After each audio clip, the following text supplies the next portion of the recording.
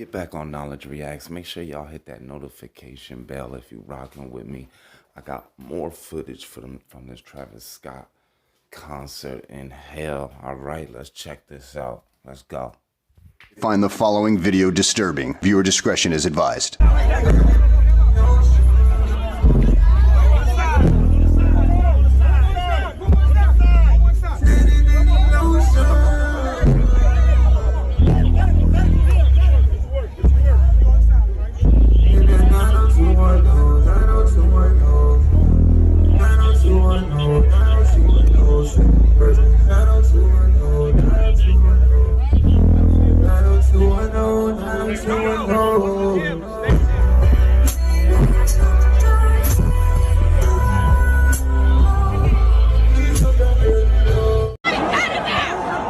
That's okay with you real quick.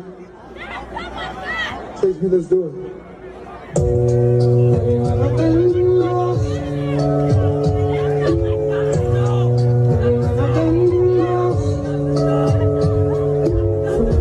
Lost on Irish shit in boat cars. Bring your girl, feel like she both bars. Your black nigga run to the ocean. So far we here, trapped on the ocean. I'm just one day away from going anywhere. Just one day away from going. I see somebody in the tree. Turn the lights on. Turn the lights on. Turn the lights on. Make some noise for my boy right there, hanging in the tree right there. Make some noise.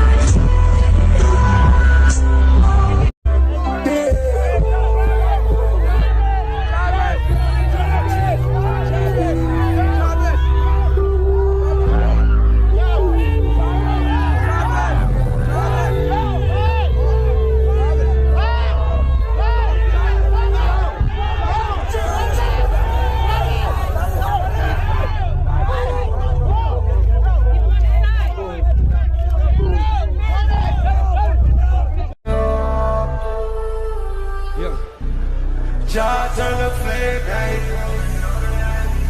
Oh. Just play it slowly. We need somebody to help him. Somebody passed out right here. Somebody passed out right here. Hold on, don't touch him, don't touch him. Everybody just back up. Security, somebody help jump in real quick. Keep going, just keep it this way. Somebody jump in, come on, security, get in there, let's get in there, let's get in there, let's get in there, let's get in there. Yeah.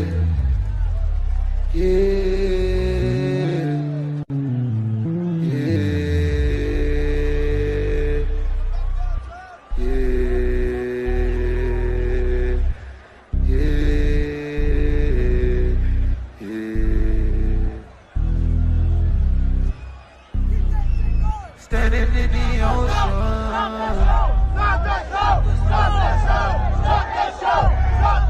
Standing in the ocean.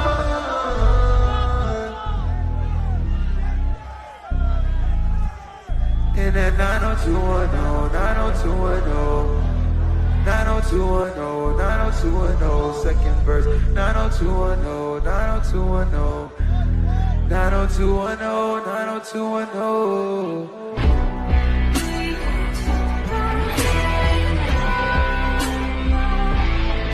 Don't really know.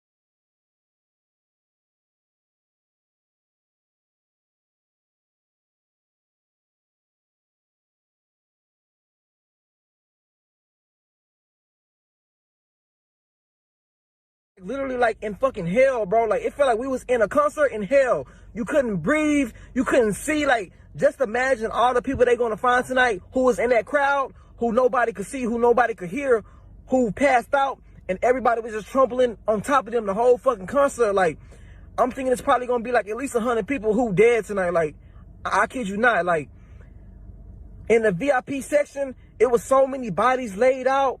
People was getting pulled out who was fainted, and the medics were trying to give them CPR, and they was flipping them over, and like they was literally turning black and blue. Like, I never seen death in my fucking life, bro. Just by me alone, it was probably like 10 fucking people laid out dead. And like, once the medics tried to help them, they wasn't responding. They moved to the next person. It was nothing they could have do. Like, this shit really fucked me up and like really spooked me tonight. Like, that was like some demonic shit. Like, and what was so crazy, like, people were screaming help, trying to tell Travis Scott. They was like, help. The whole crowd was just going like, help, help, help. And he just kept going, bro. It was like, that shit was scary, bro. It was so demonic, bro. And mind you, y'all see the type of music I make. Y'all see everything. Like, you know, like, I've been so heavily influenced by Travis, but like, after tonight, bro, like, God really showed me, like, you know, like, stay away from that shit, bro. Like, that shit not for you, because, like, he sacrificed so many people's lives tonight, like, for real. Like, so many people's lives are gone tonight because they want to go to a fucking Travis Scott concert and have fun. You know, he influenced people to be raging and all this shit. So many people broke in, and it was just chaos, bro. It was a living fucking hell, bro. Imagine seeing all those dead bodies, and that was just by me.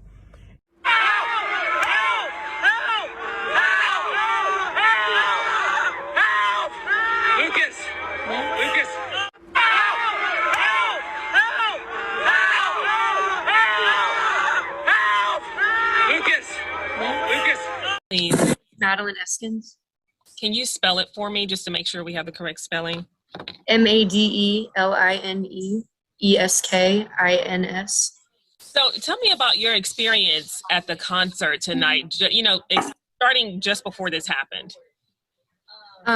We got there a little bit later, probably around like 4:30 or 5 o'clock. And we got one drink each. He got a beer. My boyfriend got a beer. I got some mixed drink they were selling. And we weren't really interested in anybody that was performing at the smaller stage. So I said, let's go get a good spot for Travis Scott. This is the third time I've been at Astroworld Festival. I was there for the first year in 2018. I went in 2019. They did not have one in 2020. So I went, so we went and tried to find a good spot at the stage like I do every year. It was fine at first. People were sitting down trying to hold their spots in line. It was still daylight, but that was like 6:15, 6:30. As it got closer to 8:30, 8 o'clock, people started, you know, crowding,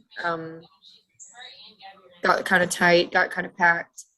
8:15, more crowded, more tight, more packed. We couldn't really move around a lot. We were a little bit towards the front. We were about 4 feet away from the fence to the right. There was an alleyway in between the left and right side of general admission for the photographers and for people to walk that were, I guess, celebrities and stuff, and for security. We were about 4 feet away from that fence. So at 8:30, he started a countdown on the main screen, like a timer, till he performed what it was for. And when he started the timer, people started pushing. They'd push forward, and then other people would push back and forward and back. As the timer got closer to 0, it got really, really bad. I couldn't even turn my head to tell my boyfriend anything. I mean, we were packed in there, so I had people shoving me from behind, shoving me from the front on both sides. It's getting really hard to breathe. I was trying to like jump up and lift my head up so I could get air.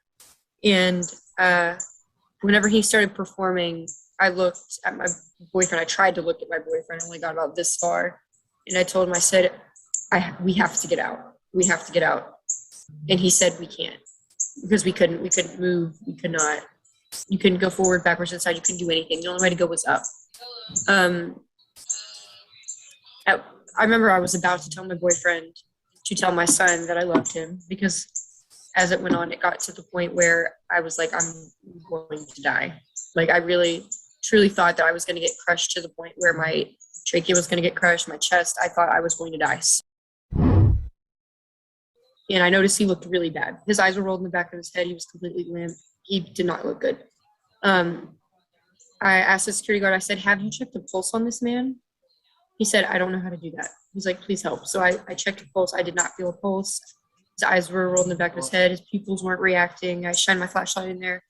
I said, do not drop him off here to go get someone else. You need to go take this man to the medical tent. Take him somewhere. Go.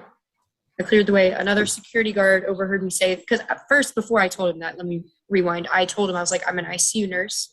I've worked in the ED before. I have experience with this. Like, let me help. Instead of just trying to shove through me. The other security guard had overheard me tell the man that. Tell the security guard that. So he came to me, he said, hey, we need your help up here. So he took me to the front of the, I think I was in the VIP area. There were 2 towers beside me that people were standing on, and also where the light crew was on either side. And I walk up, and I mean, nothing could have prepared me for what I saw. Nothing. I mean, I work in the ICU. I see people die every week. When I was working in the ER, we get people coming to us that are, have CPRs in progress all the time. I saw 3 people laid out on the ground and maybe 4 medics doing CPR. Have CPRs in progress all the time. I saw 3 people laid out on the ground and maybe 4 medics doing CPR on 3 people. One of them was Blue, the guy that looked the worst. I ran over to the medic and I said, do you have an AED? Do you have an ambu bag? What do we have? How long have you been doing concussions? I just started asking her questions. She said, I don't know. I said, has anybody relieved you from concussions? She's like, no. There were other civilians trying to help do CPR that didn't know how. I mean, teenagers, 19 years old. I asked him how old he was. 19 years old trying to do CPR at 18. I mean, I'm only 23 myself, but still. So I take over compressions. As I'm doing compressions, I'm asking the medics around me. I said, where do we have an AED? Do we have an ambu bag, which is to give them breaths? I said, what do we have? Do we have an IV kit? So I can put an IV. Do we have meds, like epinephrine to give them? They were like, we have 1 AED machine. We have nothing. We have 1 AED and it's over there. And I look, there's a woman, as I'm doing compressions, she's got pads on her, the shock pads is the best way to explain it. They found the ambu bag. They brought it to us. And so someone started giving him breaths as I was doing compressions. I told them, the medic, I don't know